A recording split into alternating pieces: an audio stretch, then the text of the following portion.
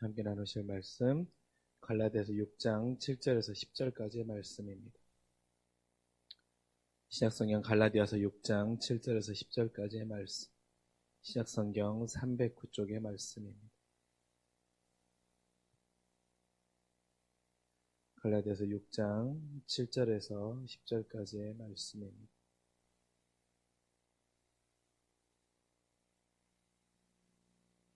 우리 말씀 한 목소리로 함께 읽도록 하겠습니다. 스스로 속이지 말라. 하나님은 업신여김을 받지 아니하시나니 사람이 무엇으로 심든지 그대로 거두리라. 자기의 육체를 위하여 심는 자는 육체로부터 썩어질 것을 거두고 성령을 위하여 심는 자는 성령으로부터 영생을 거두리라. 우리가 선을 행하되 낙심하지 말지니 포기하지 아니하면 때가 이르리니 거두리라. 그러므로 우리는 귀에 있는 대로 모든 이들에게 착한 일을 하되 더욱 믿음의 가정들에게 할지니라. 아멘. 오늘 또 무더위 가운데 귀한 금요기도에 나오신 우리 성도님들에게 하나님의 은혜와 사랑이 함께하기를 간절히 소망합니다. 여러분, 어떻게 보면 교회가 제일 시원하죠. 집에서 사실 이렇게 시원하게 있기 어렵잖아요. 교회가 제일 시원한 것 같습니다. 우리 몸도 시원하지만 오늘 이 기도함 통하여 우리의 영적인 갈급함 안에도 하나님이 주신 은혜로 말미암아 시원함을 누릴 수 있는 귀한 기도의 자리가 될 수 있기를 원합니다. 여러분, 갈라디아 교회 여러분도 잘 알다시피 갈라디아 교회의 상황 가운데 참 어려움 중에 하나는 뭐였냐면 갈라디아 교회를 공격하고 비판하는 율법주의자들이었습니다. 그리스도의 은혜와 그리스도의 전적인 은혜와 십자가의 사랑, 하나님의 대속의 은혜보다는 율법주의자들이 자기의 의와 또한 자기의 자랑과 또한 내가 율법을 얼마나 지키냐를 통하여서 사람들을 평가하고 판단하고 율법이 모든 것의 해결책인 것처럼 말하는 사람들 때문에 공동체 안에서는 공격을 당하기도 하고 비판을 당하기도 하고 판단을 당하기도 하면서 참 어려움에 놓이기도 하고 그랬습니다. 그러다 보니까 어떻게 됩니까? 우리가 알다시피 9절의 말씀에 나와 있는 것처럼 선을 행하다가 낙담하는 자들이 나오기도 마련이었던 것이지요. 그러면서 내가 선을 행하는 것이 의미가 있나? 라고 낙담하는 자들도 생기가 되는 것이고 또한 지치는 자들도 나타났던 것입니다. 그리고 더 많은 선을 행하고 더 많은 율법을 지켜야 한다는 책임 가운데 힘들어하는 자들도 있고 심지어는 내가 이럴 바에는 차라리 율법이 무슨 소용이 있느냐라고 하면서 내 마음대로 살아버리겠다라고 하면서 나의 욕망과 나의 쾌락에 따라서 방종하며 방탕해버리는 자들도 나타났던 것입니다. 그런 모습을 보고 바울이 오늘 말씀을 전하고 있는 것입니다. 여러분, 우리가 하반기를 시작해서 벌써 10일이 지나고 오늘이 11일째입니다. 우리가 하반기도 성령께서 주신 믿음의 힘으로 열심히 달려가야 되고 충만함으로 나아가야 하는데 이유와 상황은 다를 수 있지만 우리도 무력하고 지칠 수 있는 현실을 마주할 수 있습니다. 그렇다면 여러분, 우리도 낙심하거나 무력하거나 지칠 수 있는 그 상황 가운데 어떻게 새 힘을 공급받을 수 있고 우리가 어떻게 하반기는 더욱더 주님과 믿음으로 기쁨으로 동행할 수 있을지 우리가 오늘 말씀을 통하여서 함께 나누기를 원합니다. 여러분, 우리가 신앙생활할 때 우리가 영적으로 침체되어 있거나 지쳐 있을 때 나타나는 여러 가지 증상들이 있는데 오늘 말씀에서도 그것들을 대표적인 모습들을 우리에게 보여주고 있습니다. 우리가 신앙생활하면서 낙심하거나 지쳐버리거나 또한 우리 신앙의 바닥으로 떨어지면 보이는 모습이 어떤 것입니까? 첫 번째로는 죄를 가볍게 여기는 것이죠. 7절에 나와 있는 것처럼 스스로 속이지 말라 그랬는데 스스로 속이는 것입니다. 당시 율법주의자들은 어떻습니까? 겉으로는 되게 경건한 척하지만 보이지 않는 곳에서 너무나도 서슴지 않게 죄를 지었던 것입니다. 사람들이 많이 모이는 자리에서는 자기가 누구보다도 경건한 것처럼 행동하였지만 돈을 탐하고 쾌락을 즐거워하고 또한 자신의 육신의 욕망에 따라 서슴지 않게 죄를 짓는 일들이 너무나도 많았던 것입니다. 그러다 보니 어떻습니까? 신앙인들도 죄에 대한 경각심이 사라져버리고 이 정도쯤이야 하는 마음과 나도 내가 그리스도의 십자가 은혜로 다 용서받을 수 있는 사람인데 라고 하면서 그리스도의 십자가의 사랑을 오용해버리는 일들도 나타나고요.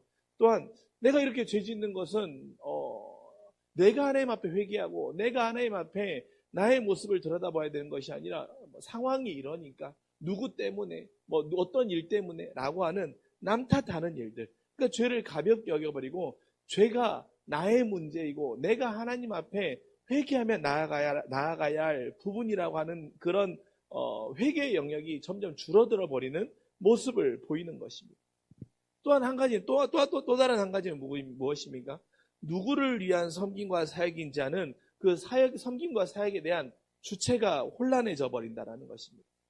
하나님을 위한 섬김과 봉사가 아니라 나를 판단하는 자들에게, 내가 내 눈에 보이는 저 사람들에게 내가 더 잘 보이려고 하는 행동이나 또한 내 육체의 자랑과 칭찬이 나의 섬김의 목적과 또한 나의 섬김 사역의 기준이 되어버리는 모습들이 너무나도 자주 나타나 버리는 것이죠.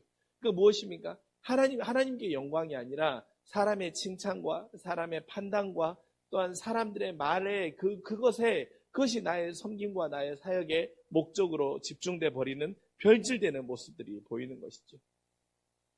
또 하나는 무엇입니까? 하나님의 주권과 공의를 망각해 버리는 것이죠. 8절에 나와 있는 것처럼 어떻게 하는 것입니까? 하나님을 자기의 육체를 위하여 심는 자는 육체로부터 썩어질 것을 거두고 성령을 위하여 심는 자는 성령으로부터 거둔다고, 성령으로부터 영생을 위해 거둔다라고 말하고 있습니다. 그런데 여러분 어떻게 하는 것입니까?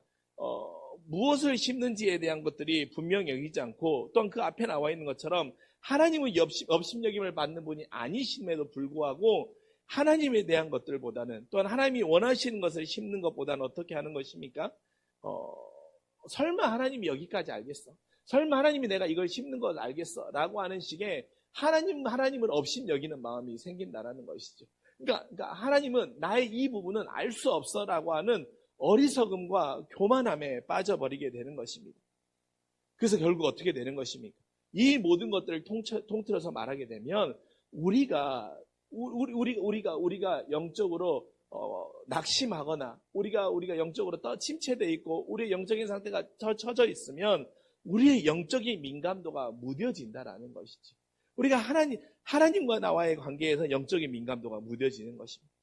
여러분 그렇다면 이것들을 해결하기 위한 믿음의 해결책들을 우리가 찾아야 되지 않겠습니까? 그것을 통해서 오늘 말씀에서는 첫 번째로는 잘 심으라고 말합니다. 잘 심으라고. 8절에 나와 있는 것처럼 무엇입니까? 7절에 나와 있죠. 사람이 무엇으로 심는지 그대로 거두리라 라고 말하고 있습니다. 여러분들 이 말씀을 로마서에서도 비슷한 말씀을 전하고 있습니다. 로마서 2장 6절에서 8절의 말씀에도 나와 있죠. 하나님께서 각 사람에게 그 행한 대로 보증하시되 인내로 선을 행하여 영광과 존귀와 썩지 않을 것을 구하는 자에게는 영생을 하시고 오직 당을 지어 진리를 따르지 아니하고 불의한 자에게는 진노와 분노로 하시리라고 말하는 것입니다. 오늘 말씀도 마찬가지고 로마서 말씀도 마찬가지이지만 무엇입니까? 우리가 무엇을 심는가에 따라서 주님이 원하는 것을 심으면 주님이 힘을 주시지만 주님이 원치 않는 것을 심으면 어떻게 되냐면 우리가 넘어질 수밖에 없다라는 것입니다. 그럼 여러분 우리가 주님이 원하신 것을 심기 위해서는 어떻게 해야 됩니까? 우리가 주님과의 영적인 동기화가 필요해요. 동기화가 무엇입니까? 핸드폰도 마찬가지이고 노트북도 마찬가지이고 내가 쓰고 있는 인터넷 클라우드도 마찬가지고 이 모든 것들이 함께 어디서 무엇으로 접속하더라도 하나로 다 돌아갈 수 있도록 하는 것이 동기화인 것이죠. 그러니까 우리의 신앙 상태도 주님과의 믿음의 영적 동기화가 잘 이루어져야 우리가 잘 심을 수 있다라는 것입니다. 지금 2주 정도 됐는데 우리 청년들이 매일매일 두 가지를 가지고 큐티해요. 하나는 뭐냐면 우리 교회에서 하는 매일 말씀 묵상과 또 하나는 청년들이 원하는 큐티책을 가지고 큐티를 하거든요. 근데 큐티를 하는데 오늘 한 청년이 오늘 말씀을 나누고 오늘 말씀에서 이렇게 적용점을 올렸더라고요. 뭐라고 올렸냐면 본인이 단기 선교를 준비하고 있는 과정 가운데 일주일에 한 번씩 가서 단기 선교 이제 팀과 같이 훈련을 받는다고 합니다. 근데 그날은 어제는 너무 힘들어가지고 가는데 자꾸 어지러워서 그냥 가지 말까라고 하는 생각이 들었대요. 그래서 가지 말까, 갈까 이렇게 계속 고민하는데 순간 들었던 마음이 뭐냐면 이것은 내 영적 싸움이구나. 사단은 내가 더욱더 훈련받는 일에 게을리하고 미룰 수 있게 하고, 미루도록 나를 그 길로 몰아가는 것이고, 그런데 이 사단이 나의 마음을 이렇게 몰아가고 미루어가는 쪽으로 내가 사단에게 내 마음을 빼앗기지 말아야지. 내가 이 싸움에서 이겨야지. 라고 해서 그 훈련받는 곳에 갔다라는 거예요.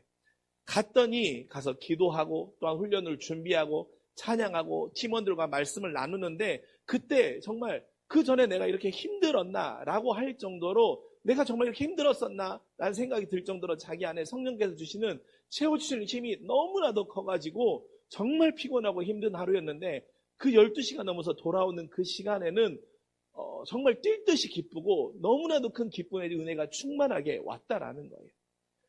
여러분 무엇입니까? 그 청년도 매일매일 말씀으로 하나님과 살기를 원하는 영적인 동기화가 되니까 어떻습니까? 내가 무엇을 심어야 하는지를 잘 알았던 것이지. 그래서 하나님이 원하신 것을 심으면 하나님이 나에게 새 힘을 주신다는 것에 대한 분명한 판단과 그 경험을 할 수 있었던 것이죠. 또한 여러분 바울은 8절에 이어서 뭐라고 말합니까? 육체를 위하여 심는 자는 육체로부터 썩어질 것을 거두고 성령을 위하여 심는 자는 성령으로부터 영생을 거둔다라고 말하고 있습니다. 즉 바울은 성령을 위하여 심으라고 우리에게 말하고 있는 거예요. 성령을 위하여 심는 자는 성령으로부터 거둔다고 말하지 않습니다. 여러분 성령을 위하여 심으면 성령의 열매를 맺게 되는 것이지요. 그래서 여러분 갈라디아서 5장 22절 23절에 나와 있는 성령의 열매를 말하고 있잖아요. 근데 여러분 갈라디아서 5장 22절과 23절에 성령의 열매를 말하는데 그 앞에 17절의 말씀에서는 이렇게 말하고 있습니다.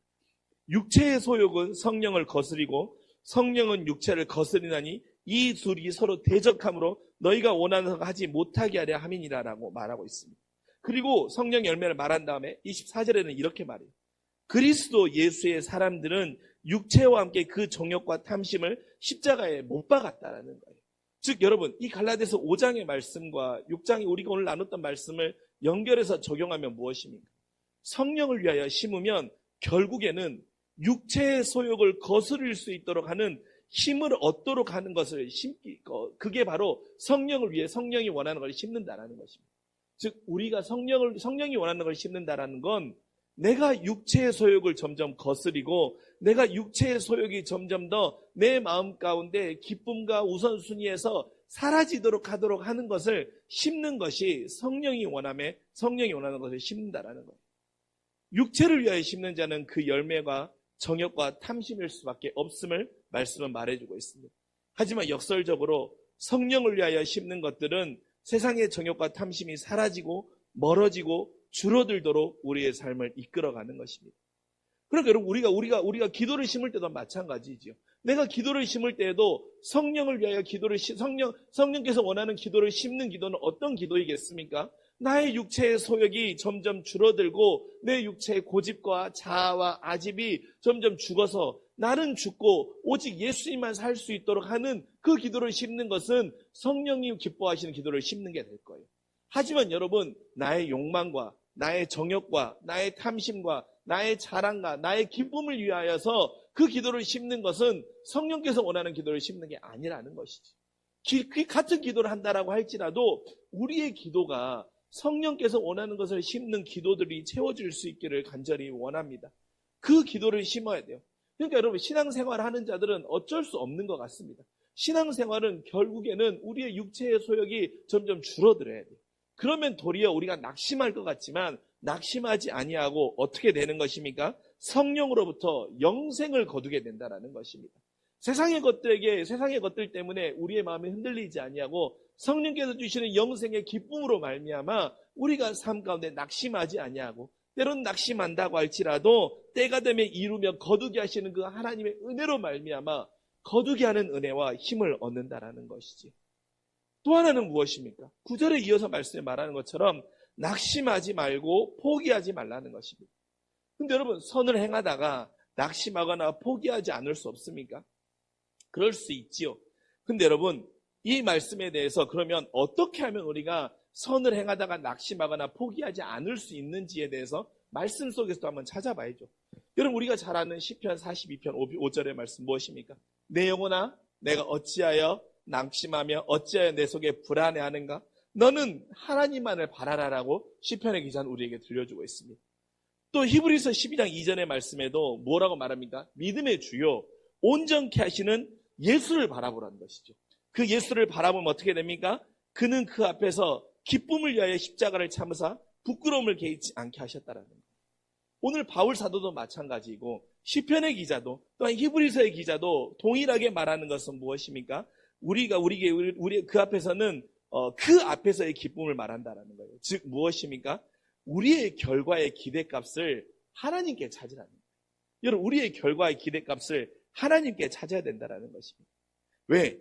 때가 이르면 거두게 하시는 분이 하나님이시고 어찌하여 불안해하는가? 너는 하나님을 바라라고 하는 그 하나님을 바라야 되는 것이고 무엇입니까? 온전케 하시는 그 믿음의 주요 온전케 하시는 예수를 바라봐야 되는 것입니다. 여러분, 오늘 갈라디아 교회도 마찬가지이지만 우리가 대부분 선을 행하는 결과로 내가 칭찬을 받아야 되거나 상대가 변화되어야 되거나 공동체 안에 어떤 일이 일어나는 등에 대한 우리가 이 선을 행한 것에 대한 우리는 사실은 결과에 대한 기대값들이 다 있습니다. 사람이 이게 있을 수밖에 없어요. 그러다 보니까 어떻습니까? 그 기대값만큼 채워지지 않으면 자연스레 낙심이 밀려와 지칠 수밖에 없습니다. 하지만 우리나 내가 행하는 선에 대한 기대값이 주님이 얼마나 기뻐하실까? 내가 바라보는 하나님이 얼마나 원하실까? 이것을 통하여서 하나님이 얼마나 나의 모습을 보시고 기뻐하시고 잘했다 칭찬하실까라고 하는 하나님이 우리의 결과의 기대값을 우리가 맞춘다고 하면 어떻게 되는 것입니까? 선을 행하다가도 낙심하는 상황을 만난다고 할지라도 그래, 사람의 눈으로 봤을 때는 사람의 결과의 기대값으로 봤을 때는 낙심할 수 있지. 그러나 때가 되면 이루게 하시는 나는 하나님을 바라보기 때문에 예수를 바라보고 있기 때문에 그래, 내가 사람을 바라볼 때는 내가 낙심하고 내 낙심의 기대값이야. 그러나 하나님은 이것을 통해서 너무나도 기뻐하고 계시고 하나님 앞에 내가 이렇게 순종하였고 성령께서 원하는 것을 심었기 때문에 하나님이 온전케 하시고 하나님이 잘했다고 하시고 하나님이 이것을 통해서 너무나 흡족해 하시면 나는 이걸로 됐지라고 하는 우리의 그 결과의 기대값이 하나님이 될 수 있기를 간절히 소망합니다. 여러분, 그럴 때 어떻게 됩니까? 주님이 원하시는 것을 심는 일을 우리가 집중할 수 있게 되는 것이고 성령을 위하여서 모든 것을 심어서 내 소욕보다는 주님이 살아나는 놀라운 역사가 있을 것이고 선을 행하는 그 세상의 결과값보다는 하나님을 기쁘시게 하며 하나님이 기뻐하심을 나의 기쁨으로 누릴 수 있는 우리가 될 수 있음을 오늘 말씀을 통하여서 우리가 만날 수 있기를 간절히 원합니다. 그러면서 여러분 바울이 10절에 뭐라고 말합니까? 마지막에 기회가 있는 대로 모든 이에게 착한 일을 하라는 거예요. 기회가 있으면 있을 대로 모든 이들에게 착한 일을 하라는 것입니다. 근데 여러분 그 뒤에 저는 오늘 이 부분이 사실은 좀 저에게는 깊이 다가왔습니다. 일을 하되 더욱 믿음의 가정들에게 하라는 거예요. 믿음의 가정들에게. 여러분 믿음의 가정들, 그 바울이 갈라디아 교회 그리스도 공동체 안에 있는 그 교회 공동체 사람들에게 더욱 먼저 하라는 거예요. 어떤 사람들입니까? 그들은 더 가까운 사람들이죠. 교회 공동체에서 함께 믿음의 주를 고백하는 자들인가 더 가까운 사람들이었을 것입니다. 그러니까 기회가 있을 때 모든 이들에게 착한 일을 해야 되는데 특별히 내 가까이 있는 사람들에게 더 적극적으로 착한 일을 하라는 것입니다. 그럼 여러분 여기서 말하는 착한 일은 무엇입니까? 물론 세상 살아가면서 선을 행하는 것도 있겠죠. 그런데 그들에게 그리스도를 자꾸 보여주라는 거예요. 여기서 말하는 착한 일은 그들에게 자꾸 그리스도를 보여주라는 것입니다. 여러분 이것을 우리 오늘의 기도의 제목으로 적용하면 어떻게 적용할 수 있겠습니까? 하나님, 나도 내 주변에 있는 나와 가장 가까운 이들에게 더 자주 그리스도를 보여주는 일을 하기를 원합니다. 그리스도를 보여주는 일이 나의 선의 행함의 이유가 되고 그것들이 나의 선의 행함의 제목이 되기를 원합니다. 그러다가 비록 낙심한다고 할지라도 그들이 자꾸 그리스도를 보다 보면 내 주변에 있는 나와 가장 가까운 가족 중에 내 자녀가 예수님과 함께 했다가 멀어졌을지 모르지만 내가 자꾸 그들에게 착한 일을 하면서 그리스도를 보여주다 보면 하나님, 그도 그리스도를 만남을 통해서 주님께 돌아오는 역사가 일어날 줄 믿습니다. 나의 남편이 돌아올 줄 믿습니다. 나의 가족이 나의 직장 동료가 또 내 주변에 내가 너무나도 아끼는 나의 가장 믿음의 가정의 가족들과 같은 이들에게 하나님 기회가 있으면 있는 대로 그리스도를 자꾸 보여주는 그런 삶을 살라라고 오늘 우리에게 이 말씀은 기도의 제목을 주고 있는 것입니다. 여러분 주변에 가장 그리스도를 자주 보여줘야 되는 기회가 있으면 있은 대로 모든 일을 해야 되는, 착한 일을 해야 되는 그 그리스도를 보여줘야 하는 대상들이 누가 있으십니까? 아마 여러분 마음 가운데 그 간절한 기도의 제목의 사람들이 한 명씩은 다 있으실 것입니다. 여러분, 그를 위하여서 여러분 이 밤 기도하며 나아갈 때 낙심하지 말고 포기하지 않으시면 때가 되면 하나님께서 이루실 것입니다. 그리고 그것이 바로 우리 하나님이 가장 기뻐하시고 원하시는 그 믿음의 결과값이 됨을, 그것은 율법이 아니라 하나님의 구원의 자리를 인도하시는 하나님이 가장 원하시는 그 하나님이 가장 바라시는 것임을 기억하며 우리가 거기에 믿음의 시선을 맞추고 오늘 또 성령께서 원하시는 기도를 심는 우리 모두가 될 수 있기를 주님의 이름으로 간절히 축원합니다.